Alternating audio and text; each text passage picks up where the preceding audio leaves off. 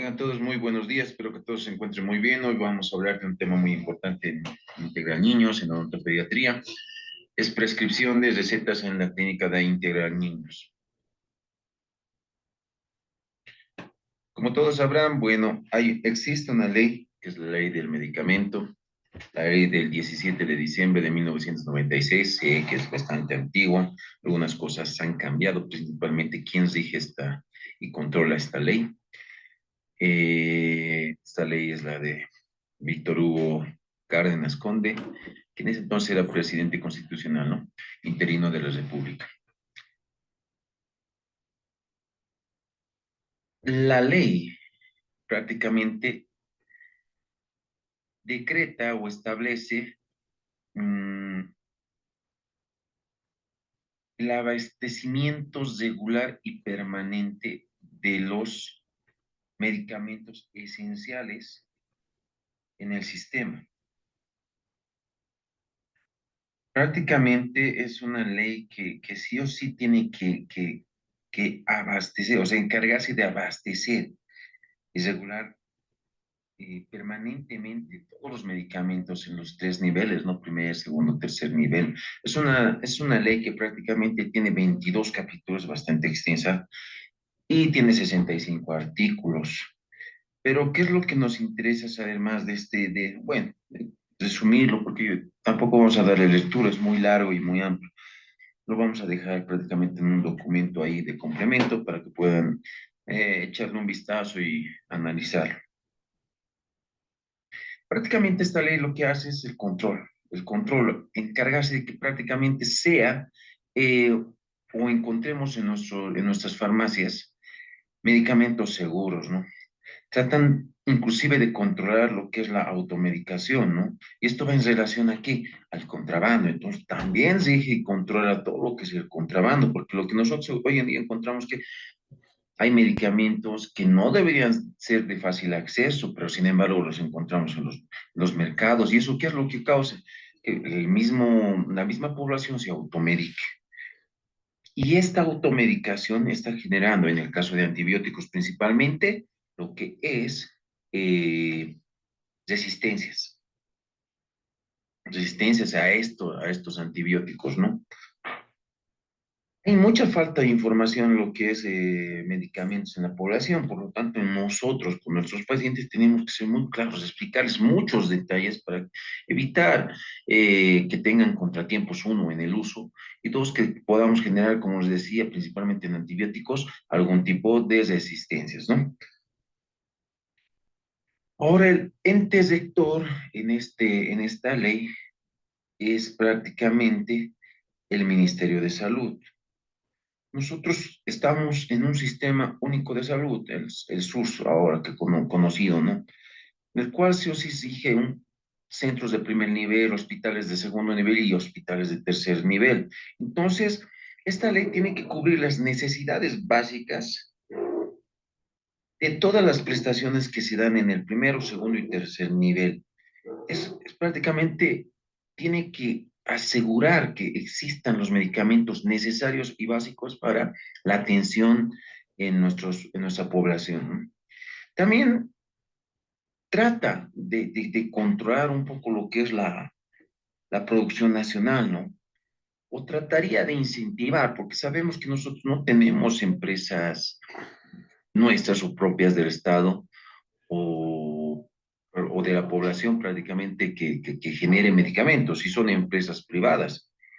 En ejemplo, Laboratorios Vita, Inti, Farandina, Valencia. En todo caso, son puras empresas privadas, pero lo que la ley hace es que norma los precios referenciales. O sea, no puede haber un exceso de cobros en medicamentos que sean de primera necesidad, ¿no? Entonces, inclusive, norma la parte de apertura de farmacias. O sea, así como, digamos, hay la adquisición de medicamentos, también hay dispensaciones. También se norma la parte de apertura de farmacias, ¿no? Tiene bastantes requisitos que deberían ser, bueno, cubiertos, pero si vemos en la realidad, realmente no son así, ¿no? Si entramos a una farmacia, vemos que cualquier persona está vendiendo fármacos. No necesariamente es un profesional que es regenta, como dice la ley, ¿no? Pero entonces, de ahí es que la población tiene un fácil acceso. La dispensación no está muy bien controlada, entonces sí o sí hay un uso indebido por la población de los medicamentos, ¿no? Eso nos está generando bastantes problemas.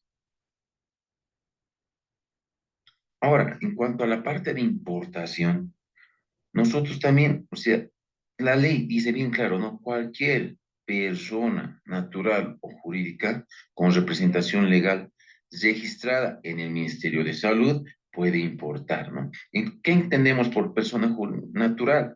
Cualquier ciudadano, persona jurídica, mm, cualquier empresa, pero siempre y cuando tenga representación legal registrada en el Ministerio de Salud.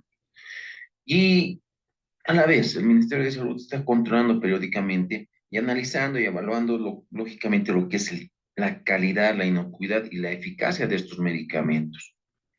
Entonces, también a la par está controlando la relación costo-beneficio favorable, lógicamente, ¿a quién? A la población. Y nosotros como profesionales, ¿qué es lo que hace? Está normando lo que es la prescripción y la dispensación. Prácticamente dice bien claro, los únicos profesionales en salud que pueden recetar son médicos y odontólogos. Los farmacólogos bioquímicos no están cubiertos bajo ley para poder generar recetas médicas. ¿Comprenden? Pero sin embargo, ¿qué es lo que se ve en la población? Lógicamente vamos a la farmacia y ya no están medicando cosas, ¿no? Que evidentemente esto puede ser entendible para medicamentos básicos, algunos analgésicos, que no tienen, digamos, algún tipo de, o sea, que sí pueden ser adquiridos y de fácil uso, ¿no? Pero hay medicamentos que realmente encontramos de muy fácil acceso que deberían tener mucho control. Y lo de malo es que al ser vendidos por un profesional que no es del área de salud muchas veces, pues lógicamente tampoco están aconsejando como deberían a la población del cómo tomarlos y qué efectos secundarios podría haber. Entonces son pequeños problemas que hay en cuanto a la ley. Evidentemente existe una ley, pero no está del todo cumplida. Hay normas, hay controles y demás, pero vemos que realmente ya en la pandemia nos ha hecho abrir los ojos que no hay un buen control, no hay, los precios se han disparado, ha habido muchos problemas en el acceso, ha habido muchos problemas, e inclusive, ¿no? Ha habido, inclusive, han ocultado, o sea, ha habido especulación de fármacos, todo con la intención de venderlos de una manera cara. Entonces, existe la ley, pero no hay un control acertado por parte del Ministerio de Gobierno, ¿no? No hay del Ministerio de Salud, el control es muy bajo, muy escaso. Pero bueno, existe la ley y hay que tratar de regirnos bajo sus normas y sus artículos. Hay que darle un vistazo a los capítulos y ir un poquito analizando, que no es de muy difícil comprensión. Vamos a dejar el material colgado en el Classroom y en la página. Continuamos. Vamos a lo nuestro. Lo que nos interesa a nosotros es, uno, saber que existe una ley y tenemos que regirnos bajo esa ley. Para la receta o prescripción, y dos, para la dispensación. Pero tenemos que tener conocimiento exacto de qué es lo que vamos a utilizar en nuestra consulta, qué es lo que necesita nuestro pequeño para calmar que sus dolores, y en algunos casos, lógicamente, para controlar el proceso infeccioso. Entonces, hablamos de analgésicos, antiinflamatorios, y más adelante hablaremos de lo que es antibióticos. Pero para recordar un poquito, lógicamente, tenemos que hablar que, bueno, tenemos que tener conceptos generales, y uno de los conceptos más generales que tenemos que entender es farmacodinámica, o sea, lo que el fármaco hace con nuestro organismo. Entonces, este fármaco, ¿qué es lo que hace? Regula, modifica. Entonces, lógicamente, está estudiando los efectos biológicos de un medicamento y el mecanismo por el cual se producen estos efectos biológicos. También recordemos lo que es farmacocinética. Entonces son como los efectos del organismo sobre el fármaco, ¿no? ¿Qué es lo que le hace el organismo al medicamento? Y en eso estábamos hablando, lógicamente, bueno, lógicamente, de la absorción, metabolismo, distribución y excreción. Otro concepto que debemos recordar es el sinergismo, que en algún momento vamos a hablar cuando hablemos de potenciar analgésicos. Y entonces, este sinergismo describe la interacción de dos o más medicamentos cuando sus efectos combinados son mayores que la suma que se observan cuando se administran de manera separada. O sea, los dos medicamentos juntos van a trabajar, van a potenciarse a la vez, pero tenemos que saber cuáles son los medicamentos que podemos recetar para generar este sinergismo y no un antagonismo, que podría ser el caso. Y eso sucede por el desconocimiento prácticamente de la parte farmacocinética, ¿no? Periodo de latencia, esto es un poquito complicado. Lógicamente es el tiempo que transcurre desde el momento que administras el medicamento hasta que hace el efecto deseado farmacológico. En analgésicos, como quisiéramos que realmente el periodo de latencia sea mínimo, ¿no? Pero la mayoría de los analgésicos que utilizamos siempre están entre 20 y 41 horas de periodo de latencia. O sea, es como que 20 minutos que aún va a persistir dolor. ¿Comprenden? Entonces, un poquito complicados. El medicamento ideal, analgésicamente hablando, tendría que ser de muy corto periodo de latencia, pero son pocos los medicamentos que tenemos de este índole y no son prácticamente para ser usados en niños. Ejemplo, el ketorolaco, que sí tiene un periodo de latencia y por una vía sublingual en especial, muy corto, pero para niños tiene muchos efectos adversos, así como lo tiene para adultos, ¿no? Entonces, ¿qué es el dolor? El dolor, según la OMS, es una experiencia sensitiva y emocional desagradable asociada a una lesión tisular real o potencial, algo que ha pasado o algo que podría pasar. ¿Qué tipo de dolor nosotros trabajamos más que todo en nuestro consultorio, ¿no? Entonces, nosotros tenemos que saber que en la neurofisiología del dolor trabajamos a nivel nociceptivo somático.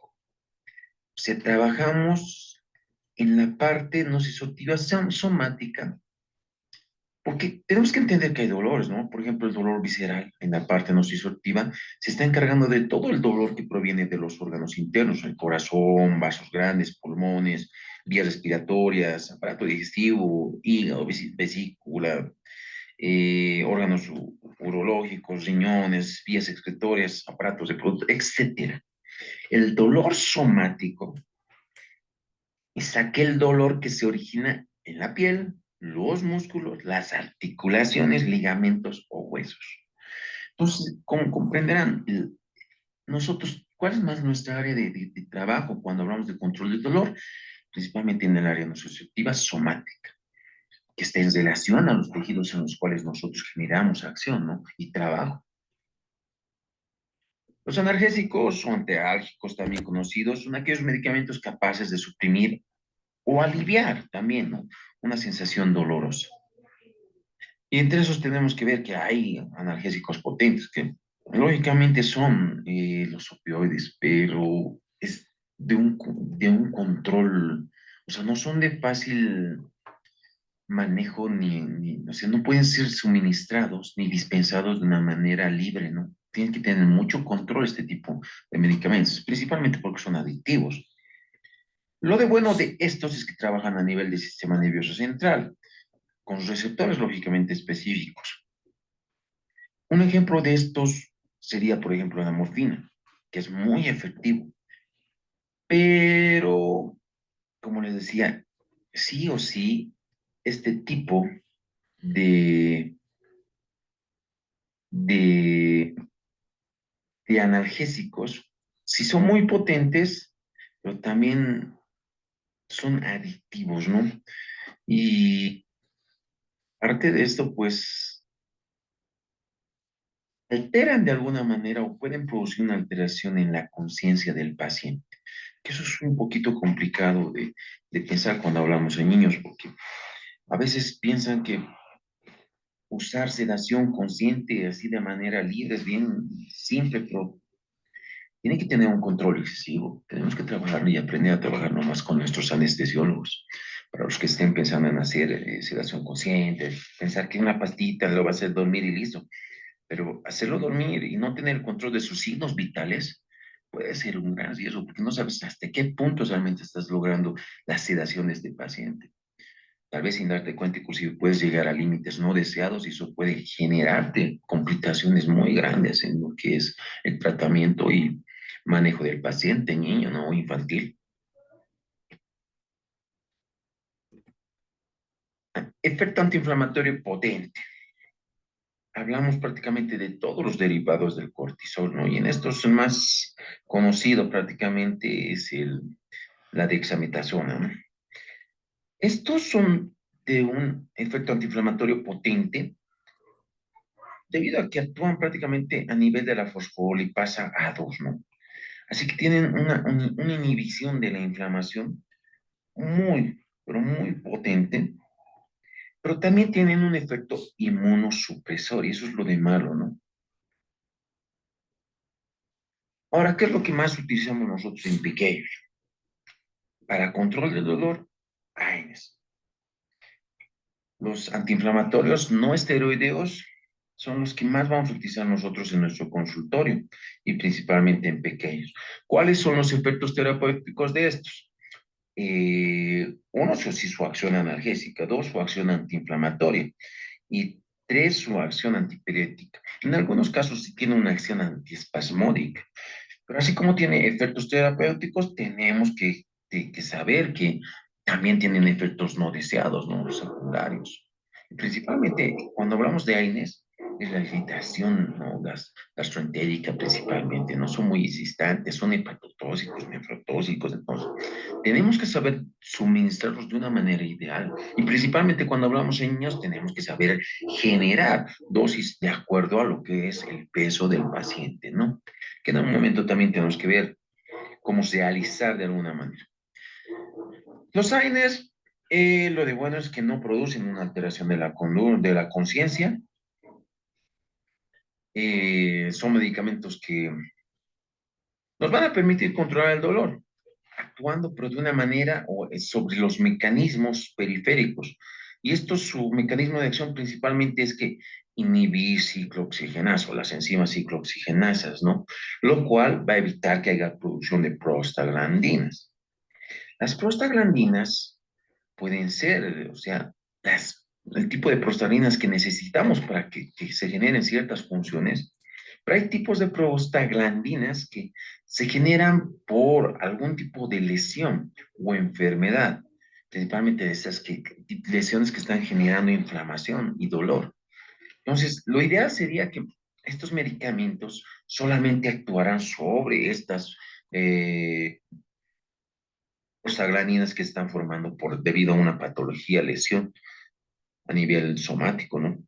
Pero no, normalmente terminan inhibiendo prostaglandinas que también necesitamos y son necesarias para funciones normales de nuestro organismo. AINES, como les decía, hay, hay AINES que tienen, dependiendo de la necesidad terapéutica que nosotros vayamos a necesitar, si queremos un efecto antiinflamatorio, los que más vamos a utilizar sí o sí es ibuprofeno, endometacina, naproxen y diclofenaco, de los cuales para niños los que más utilizamos es el ibuprofeno, y en ciertos momentos vamos a hablar solamente del diclofenaco, con sus dosis pediátricas según el kilogramo peso del paciente. Las de menor acción antiinflamatoria, la famosa dipirona. Es muy bueno. La dipirona es un medicamento que lógicamente es más efectivo a nivel antipirético que el paracetamol, pero también más efectivo a nivel analgésico. Los para dolores moderados a severos tienden a tener muy buena acción analgésica. Y bien en dosis pediátricas, sí, se puede suministrar en los pequeños, sí. Y viene, lógicamente, la dosis pediátrica es de 2,5 miligramos kilogramo dosis. Otra cosa, miligramos kilogramo día. Y eso lo vamos a explicar cuando estemos haciendo nuestros ejercicios.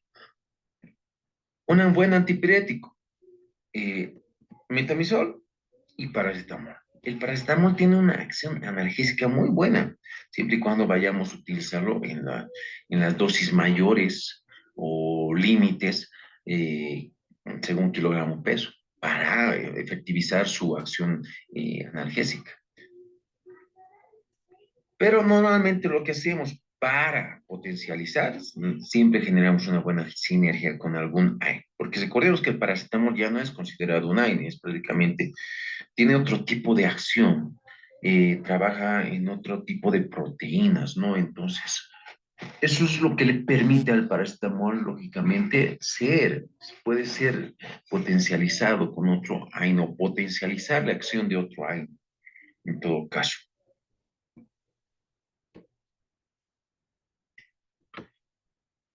Ahora, los AINES pueden ser clasificados, o sea, por su selectividad, y ahí hablamos del tipo de ciclooxigenasas o el grupo químico. Cuando hablamos de la clasificación química, vemos de estos grupos.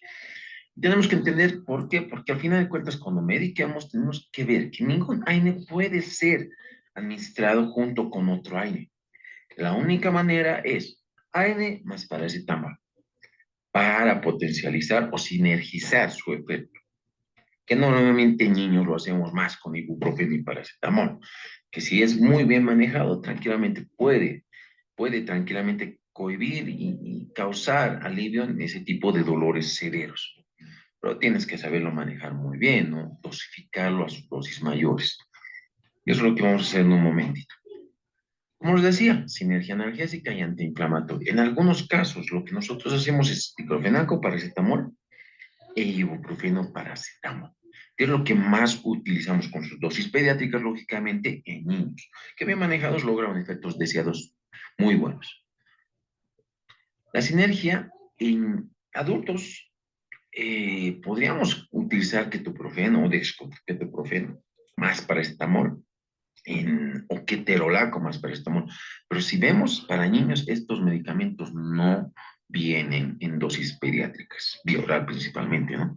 El ketoprofeno podemos encontrarlo en ampollas para vía intramuscular, endovenosa, pero inclusive el keterolaco.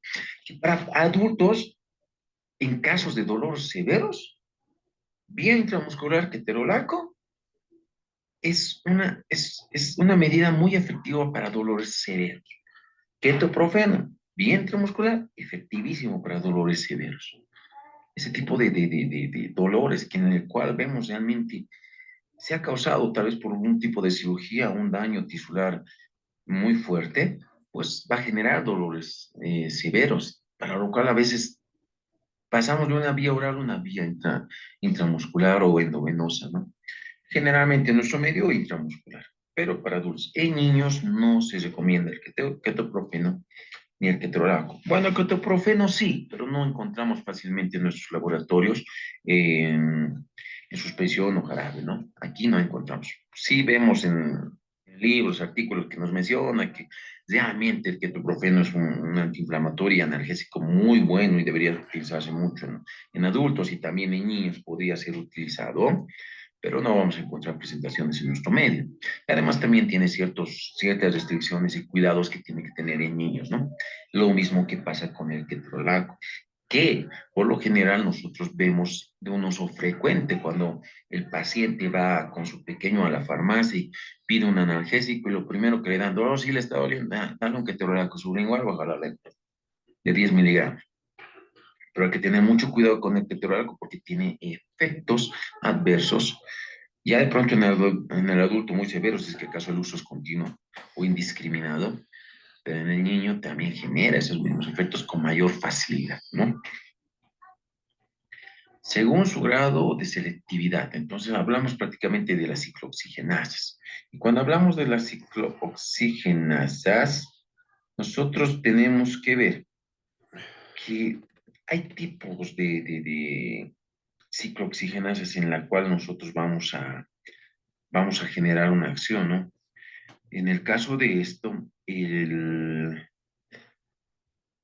acá lo vemos. Para entender esta parte de los ANES es la parte prácticamente de lo que es el mecanismo de acción de los ANES.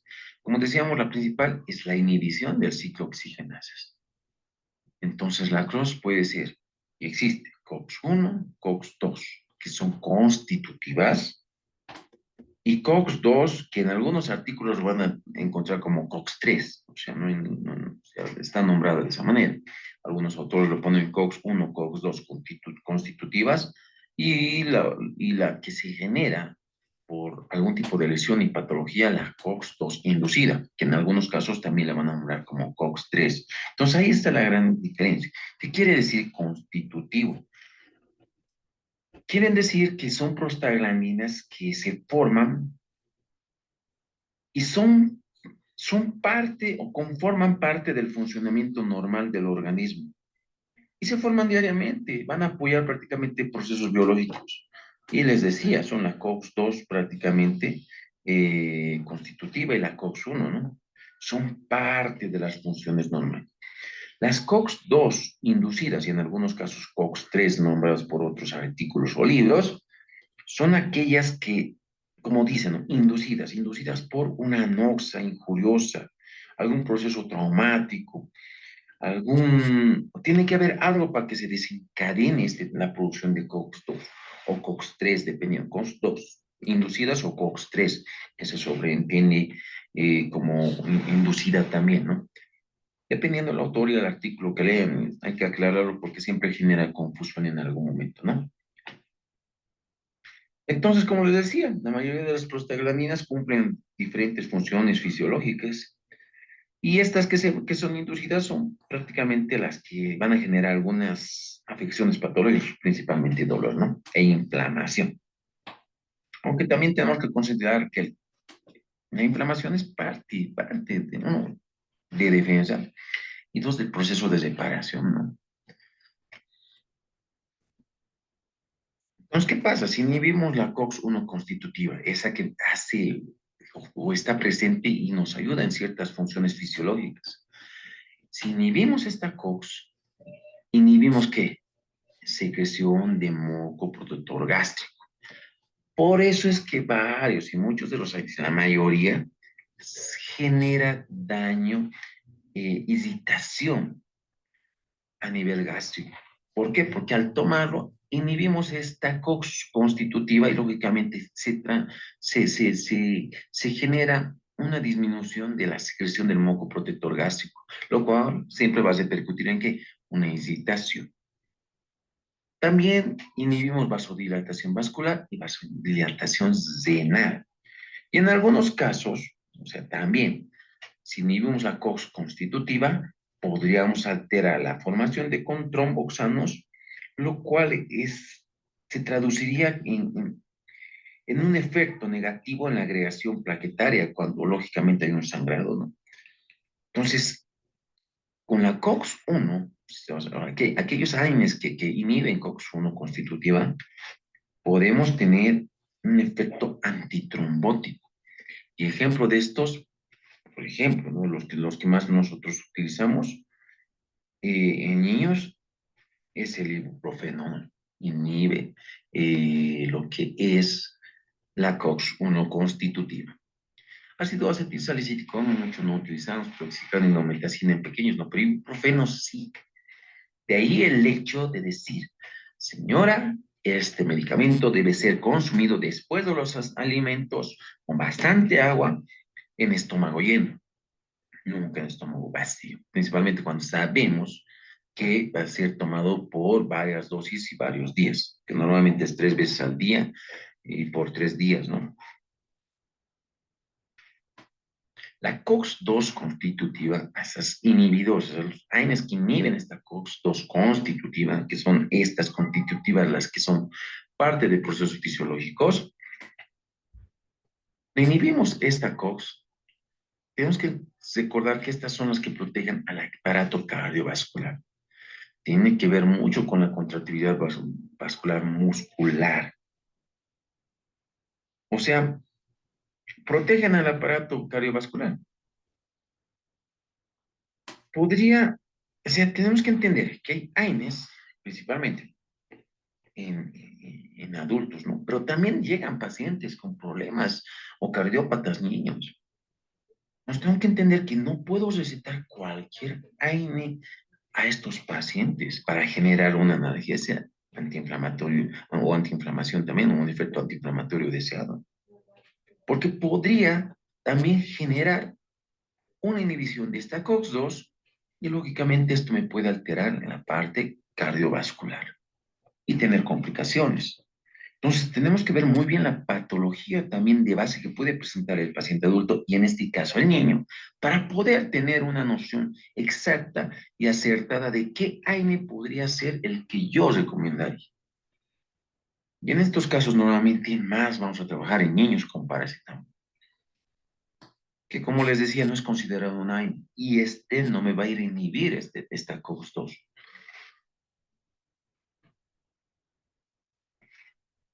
Entonces, como les decía, hay que tener mucho cuidado cuando prescribimos AINES, ¿no? En especial cuando hay pacientes con gastritis, úlceras, péptidas, cardiopatías, el caso de adultos, hipertensión arterial. ¿Pero por qué lo pongo en hipertensión arterial? Porque recuerden que en algún momento también ustedes van a trabajar con pacientes que están en estado de gestación. Tendríamos que saber qué medicamentos son los que podrían elevar la presión arterial. Y en este caso los AINES en su mayoría, aunque un poquito elevan la presión arterial.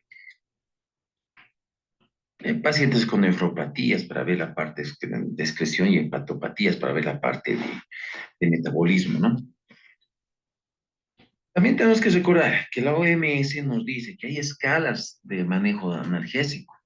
Entonces, para dolor leve, ¿no? Dolor moderado, dolor severo. Y nosotros tenemos que dejar bien en claro que niños con un primer escalón bien manejado, con una muy buena dosificación, tenemos efectos deseados, los que realmente necesitamos para controlar dolores severos. Ya a la vez vamos a estar entrando a un segundo escalón, principalmente en niños, ¿no? Vamos a hablar ya de esto en adultos, sí, generamos combinaciones, ¿no? Y cuando empezamos a utilizar opioides débiles, que son medicamentos que les digo, que son de mucho control, no son tan accesibles, tienen que generarse una receta como dice la norma, con ciertos requisitos para que pueda ser suministrado este medicamento al paciente. Entonces, en la parte de dispensación te van a pedir muchos requisitos, ¿no? Desde tu matrícula profesional. Pero nosotros, con un primer escalón bien manejado, podemos sobrellevar todo tipo de dolor. Y eso hay que tener ciertos tips que vamos a hablar un poquito más adelante, ¿no? En caso de adultos, si quisiera potenciar, como les decía, en la parte analgésica, ketorolaco más paracetamol sería una muy buena idea. El ketoprofeno más paracetamol. Pero en caso de niños, lo que nosotros podemos trabajar sí o sí es ibuprofeno, paracetamol, en sus dosis pediátricas máximas, ¿no?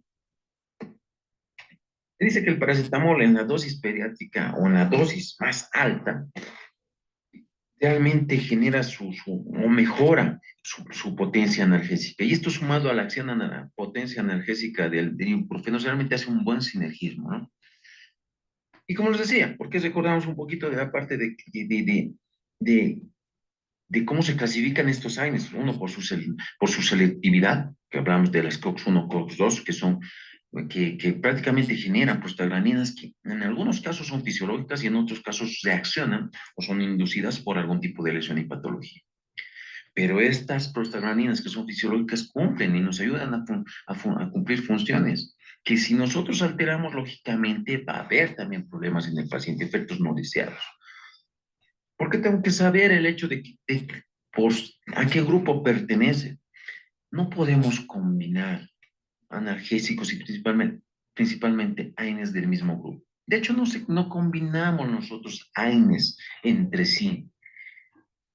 Porque más allá, porque la lógica sería pensar que potenciamos su efecto, ¿no? Y no es así. Si damos dos AINES a la vez, lógicamente lo único que vamos a potenciar son sus efectos no deseados. Su hepatotoxicidad se va a potenciar, la irritación a nivel gástrico, su nefrotoxicidad, eso se van a potenciar, pero no la acción farmacológica terapéutica que deseamos. Porque a veces la lógica pensamos que a dos los voy a mezclar, qué sé yo, dos AINES a la vez para generar una mejor acción, y mentira. Pero también, y esto hay que explicarlo muy bien al paciente, ¿no? Porque a veces pasa de que el paciente inicia con ibuprofeno, como tiene un tiempo de latencia que se tiene que cumplir, no hay que, o sea, no hay una acción inmediata, ¿no? Inmediatamente pasa 5 o 6 minutos, no le hace efecto, ya está tomando otro aire. Y a veces se pasa directamente al ketorolaco, ¿no? Y niños pasa lo mismo. Mandas ibuprofeno y no le está haciendo efecto y por la desesperación inmediatamente nos vamos al ketorolaco. Ketorolaco es muy irritante y tiene efectos no deseados en niños, muy marcados. Hay que tener mucho cuidado y hay que explicar que realmente hay que tener paciencia en que el medicamento haga un efecto. Lo que nosotros sí tenemos que hacer es realmente dosificarlo de una manera correcta según kilogramo peso. Porque a veces he ahí también el problema. No dosificamos de la manera correcta, damos dosis muy bajas y lógicamente un paracetamol y ibuprofeno no van a tener la acción deseada. De ahí es la importancia de generar la dosificación correcta según kilogramo peso. Entonces, cuando hablamos de kilogramo peso, tenemos que saber que hay dosis pediátricas.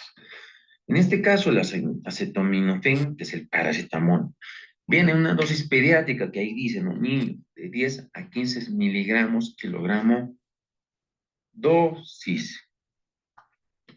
Este de acá, de la primera, del primer cuadro, ¿no? Kilogramo dosis, 10 a 15. Si quisiera hablar miligramo, kilogramo día, es 60 miligramos.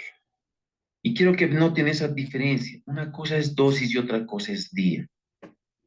Quiere decir que cuando hablamos de día, esto deberíamos en la fórmula nosotros dividirlo en la cantidad de veces que vamos a darle en el día.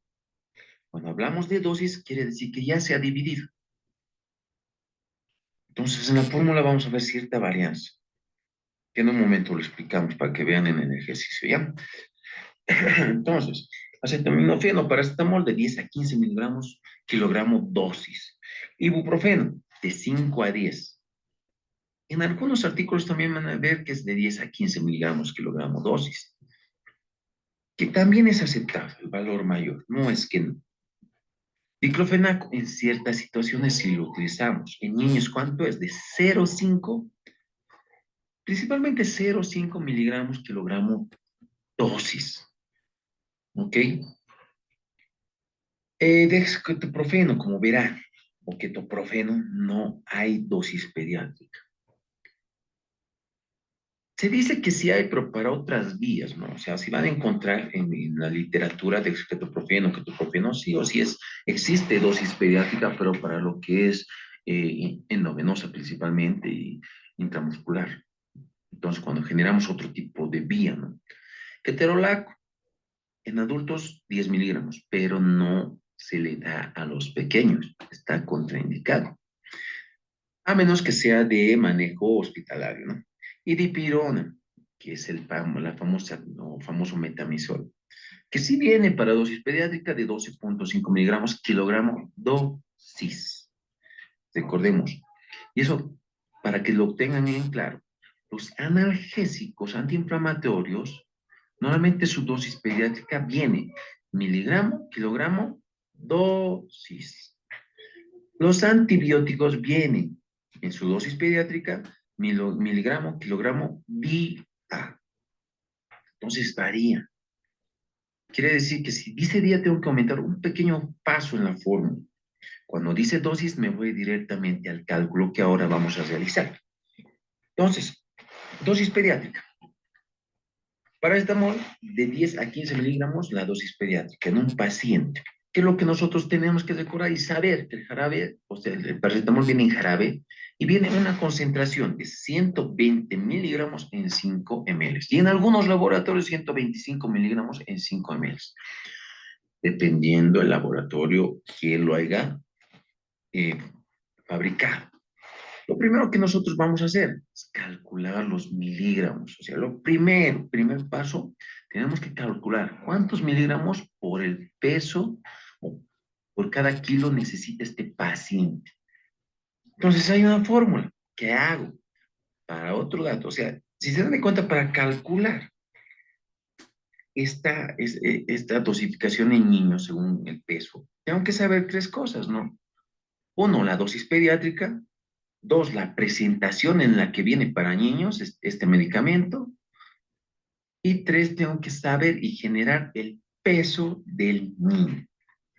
Y en la fórmula, para generar y saber cuánto es por kilo en miligramos, lo único que hago es multiplicar esta dosis pediátrica, que en el caso del paracetamol sería 10 o 15 miligramos en su máxima expresión, por el peso del niño. Y eso me va a dar un resultado en ¿qué? Una dosificación en miligramos. Miligramos. Pero lo que nosotros hacemos en niños es dar en mLs. Entonces, estos miligramos tengo que saberlos convertir para recetar en mLs. Y el segundo paso, entonces, ¿qué es? Convertir los miligramos a mLs. Y lo único que debemos hacer en este caso es recordar que el jarabe de paracetamol, en este caso, porque el ibuprofeno viene en otras concentraciones, ¿no? La concentración de 120 miligramos en 5 mLs. Hago una simple regla de 3. Primer paso, calculo miligramos según por cada kilo del niño. O sea, es dosis pediátrica por peso del niño. Segundo paso, estos miligramos los voy a convertir en mLs. Entonces, ahora sí vayamos a hacerlo con un ejercicio. Paciente de 18 kilos, tenemos que dosificar o recetar paracetamol. La dosis pediátrica, esa es la fórmula que está aquí arriba, ¿no? Dosis pediátrica por peso del niño. Entonces, dosis pediátrica, el paracetamol decíamos de 10 a 15. Trabajamos con 15, su máxima expresión. 15 por 18 kilos del niño nos sale 270 miligramos. Miligramos. Ese es el primer paso. Entonces, ahora lo convertiré para poderlo recetar en ml. Segundo paso. Recordemos que el paracetamol viene de 120 miligramos en 5 ml. Entonces, este dato en miligramos lo llevo al sector de miligramos para poder generar una simple regla de 3, que tendría que ser 270 por 5 ml dividido en 120 para tener este resultado en ml. Entonces, 270 por 5 ml dividido en 120 miligramos nos sale 11.25 ml. ¿Qué? Porque lógicamente, cuando hagamos esta fórmula, miligramos y miligramos se anulan y todo queda en ml. Entonces, el paciente debería tomar 11 ml cada 6 horas en su máxima expresión para poder generar un efecto analgésico efectivo. Tengo que ir a esta máxima expresión de la dosis pediátrica, 15 miligramos. Y en algunos casos se acepta, también hay libros que mencionan y artículos que te dicen deberías trabajar para asegurar un efecto analgésico del paracetamol con 20 miligramos kilogramo peso, sí, 20 miligramos kilogramo dosis, que lógicamente va a subir mucho más ml, ¿no? Entonces, hay momentos en los cuales sí podemos hacer eso, ¿no? Un dolor muy severo. Pero para evitar este también, porque hay que recordar que el paracetamol también genera efectos no deseados o efectos adversos, para controlar la primera dosis entre 15 y 20 miligramos kilogramo dosis. La primera toma, que en este caso nos llegaría a ser una dosis en miligramos alta, ¿no? Pero que no van a pasar la dosis máxima diaria que se permite en un paciente. Por eso es que se podría pensar en 20 miligramos. Pero ya la segunda toma en el paciente lo calculamos solamente con 15 miligramos. Entonces, para efectivizar el dolor, o sea, la parte analgésica o control del dolor severo del paracetamol, en algunos libros van a leer que realmente podemos trabajar con 20 miligramos kilogramo dosis, pero solamente la primera toma del paciente. Ya en la segunda toma solamente trabajamos con 15. Y así evitaremos romper o sobrepasar la dosis máxima diaria del paracetamol. Entonces quiero generar un efecto efectivo, o sea, una acción efectiva de la parte analgésica del medicamento, de ese efecto terapéutico, pues tendría que trabajar con sus dosis máximas en la dosis pediátrica. Que en algunos libros van a leer, podría ser utilizado 20 miligramos kilogramo dosis. Pero nosotros trabajemos, a menos que sea muy necesario, vamos a 20 miligramos, ¿no? Pero normalmente vamos a trabajar con 15 miligramos kilogramo dosis. Y esta es la forma en la que nosotros tenemos que hacer. Hagamos otro ejercicio. en este caso el ibuprofeno, que viene en su dosis pediátrica, tal como dice, que arriba de 10 a 15 miligramos. Y en algunos van a encontrar también 20 miligramos. Miligramo, kilogramo, dosis, porque todos los analgésicos, principalmente AINES, en sus dosis pediátricas vienen con dosis. Esa parte final tiene que fijarse. ¿Ya? Porque si dice día, es que eso realmente hay que dividirlo. Eso lo vamos a hacer con antibióticos. Entonces, el ibuprofeno viene en jarabe y su presentación viene de 100 miligramos en 5 ml o 200 miligramos en 5 ml. Que a mí me gusta trabajar mucho más con 200 miligramos en 5 ml. Entonces, como decíamos, es lo mismo. Primero calculamos miligramos. Y esto es que en el mismo paciente de 18 kilos, ibuprofeno, dosis pediátrica por peso. Entonces, vamos, 15 miligramos de la dosis pediátrica por 18 son 270 miligramos. Lo segundo es convertirlo en ml. En este caso, el ibuprofeno viene de 200 miligramos en 5 ml. Estos 270 miligramos se lo coloca en el sector miligramos y hacemos la simple regla de 3, ¿no? 270 por 5 ml dividido entre 200. Y nuestro resultado es el que vemos escrito en este acápite.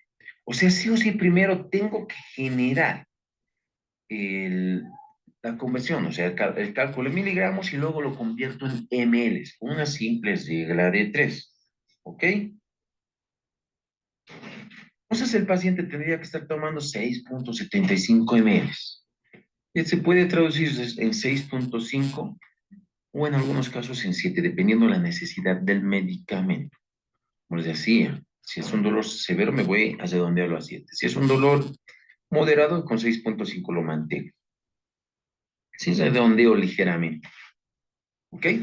Entonces, ese es el cálculo de los medicamentos más usados en odontopediatría, que sinergizados hacen un muy buen efecto antiinflamatorio y un muy buen efecto analgésico.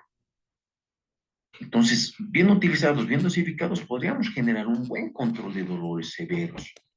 Y es lo que hacemos prácticamente, porque utilizar otro tipo de medicamentos no hay mucha opción en nuestro mercado y son más difíciles también de calcular, también más caros.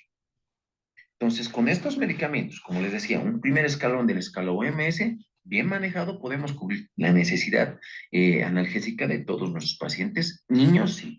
En adultos tenemos más opciones, por eso decía otras opciones, ¿no? Ketoprofeno, más paracetamol, ketorolaco, más paracetamol, para sinergizar esa potencia analgésica, podría ser utilizado.